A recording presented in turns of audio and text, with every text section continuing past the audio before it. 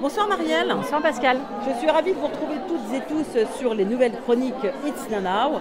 Eh bien, nous sommes ce soir en Vendée sur un premier événement que la CCI, donc 85, et associés au MEDEF 85, ont souhaité co-construire ensemble pour promouvoir l'entrepreneuriat des femmes. Donc on a assisté, Marielle, à une soirée avec 3 tables rondes vraiment hyper inspirantes, des femmes dans la tech. Le premier sujet, c'était vraiment sur l'ambition, sur oser, sur le leadership, sur évacuer toutes ces pensées limitantes. Je suis pas parfaite, j'y arriverai pas, c'est pas pour moi, blablabla. Non, stop, il faut que ça s'arrête. C'est nous qui décidons. Et là, je suis ravie d'être avec Marielle. C'est une chef d'entreprise, c'est une femme très engagée sur son territoire. Et tu vas nous dire tout ce que tu... Voilà, d'abord nous présenter ta société. Combien de temps tu m'accordes? Tu prends le temps que tu veux, parce que chez Nana, on est comme ça. Nous, on est très à l'aise, on ne coupe pas la parole et on laisse les gens s'exprimer. Donc, Marielle, vraiment, déjà, depuis quand tu as entrepris? Depuis quand es-tu entrepreneuse? J'ai décidé de créer en 2018 et de manière effective, j'ai créé en 2019 parce qu'il y a tout un temps de préparation quand même en amont pour écouter d'autres personnes, rencontrer des gens pour se faire aider, des réseaux, réfléchir au projet. Et lancement en avril 2019, Génial. donc un peu plus de 6 ans. Je vous partage Marielle, je fais une petite aparté, c'est très important. Prenons le temps, on ne se lance pas comme ça, tête baissée, j'y matricule vite fait en auto-entreprise. Non, on va prendre le temps de réfléchir à pourquoi d'abord on entreprend, pour qui, pourquoi, comment, et d'aller chercher l'information, faire un petit peu de veille aussi, du benchmarking, de regarder aussi si ça existe, si le service proposé existe, et s'il existe, eh bien, qu'est-ce que j'apporte de plus à cette... Et alors justement, on ne l'a pas encore dit, mais tu as créé une société de quoi? De portage salarial. En fait, l'idée c'était, moi je suis DRH de métier, voilà, c'est toute ma carrière, et je voulais accompagner des indépendants avec un statut de salarié, parce que je pense qu'au démarrage d'une activité professionnelle, ça peut être sécurisant d'avoir un cabinet partenaire qui va gérer l'administratif, le back-office, la facturation, qui va guider dans le déploiement aussi de trouver des clients, à quel tarif, etc. Tout en gardant aussi la sécurité d'un statut de salarié pour tester son modèle, son format, avant de choisir le statut qui pourra éventuellement finir par être retenu dans un futur ultérieur. Combien de salariés on peut le partager à nous? Oui, j'ai 70 salariés aujourd'hui. C'est une belle communauté. Ouais, c'est chouette. C'est chouette, et puis tu leur apportes aussi du business. J'ai cru comprendre que c'est pas que eux qui vont chercher évidemment qui prospectent, mais j'ai la chance d'avoir moi-même du réseau de dirigeants, d'anciens DRH, donc ça me permet des fois d'être en captation d'opportunités que je mets à leur disposition, et pour mes clients effectivement c'est un gage de sécurité de la sélection du bon profil, du bon candidat. Et pour cette communauté talent, je voulais pas faire un cabinet de portage un peu comme les autres, puisque je suis pas la seule aujourd'hui à faire ça. C'était d'apporter ma fibre RH sur de l'accompagnement. Donc on fait des collectifs métiers, on fait des afterworks, on est organisme de formation, donc on forme nos consultants tout au long de leur carrière, de leur développement, et donc on vient compléter avec une offre vraiment globale le salarié porté.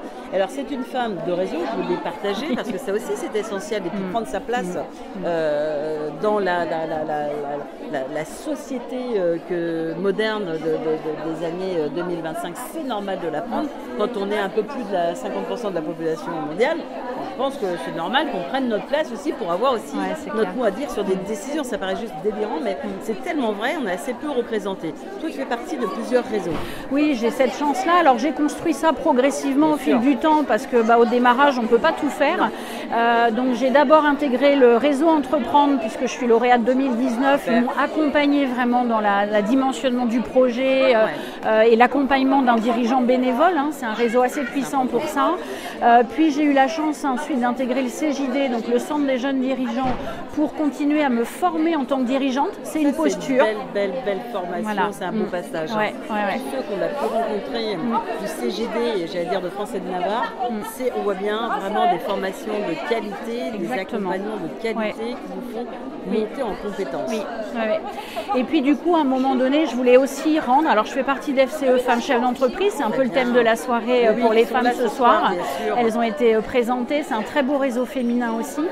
qu'il faut mixer avec d'autres. Je suis assez d'accord aussi là-dessus. Et puis après, je voulais rendre. Donc, je fais partie du conseil d'administration d'Entreprendre pour apprendre, pour aider les jeunes, et notamment les jeunes femmes à avoir envie de créer plus tard et de leur dire que c'est possible. Donc, accompagner les jeunes dans les écoles dès que c'est possible. Et puis après, j'ai un mandat effectivement au MEDEF en tant qu'assesseur au pôle social du tribunal judiciaire. Là, c'est un peu plus sérieux, mais c'est pour contribuer sur l'effet sociétal. Marielle, si ce soir tu avais en face de toi, ou dans une soirée, une femme ou deux qui serait un petit peu hésitante à se lancer, à y aller, toujours essayer de penser, limitante sur sa cadeau, le syndrome de l'imposteur, etc.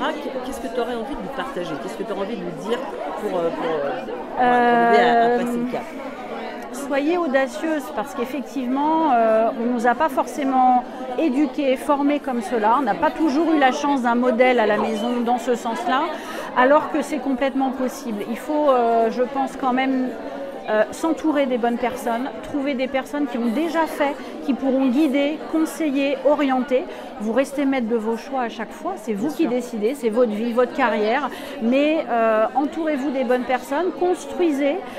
Il y a plein de solutions en France, il y a plein de formats, il y a plein d'aides. Il y a un merveilleux pays qui permet tout ça. En plus, quand on est une porteuse de projet, je le dis en aparté, mais le risque financier, il faut investir tout de suite.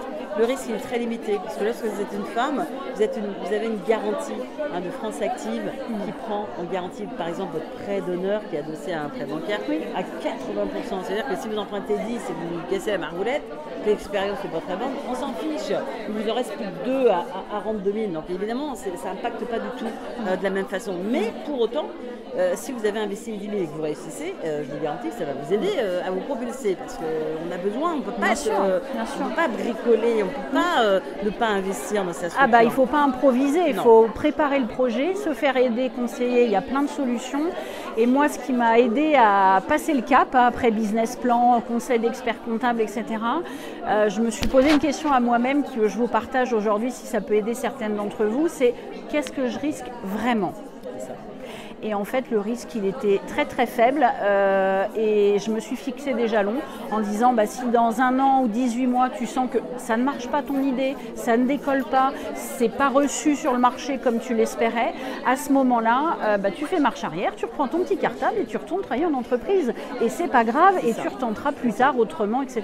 Le plus beau risque, c'est de la réussite en fait. Exactement. Risquer la réussite. Exactement. Si on termine sur ce mot-là, oser la réussite tout simplement. Merci Marielle. Merci Pascal. Donc bien sûr cette vidéo sur nos réseaux sociaux de Nana, mais également sur la chaîne YouTube. Vous pouvez la télécharger, la partager bien sûr.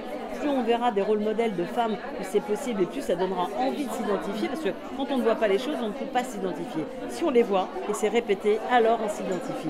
Et puis bien sûr, on les retrouvera sur la chaîne, sur le média 100% digital, NTV Média, où là, dans la rubrique émission Entreprendre, vous retrouvez bien sûr toutes nos chroniques. À très bientôt. Merci Marielle. Merci Nano, merci Pascal. Au revoir.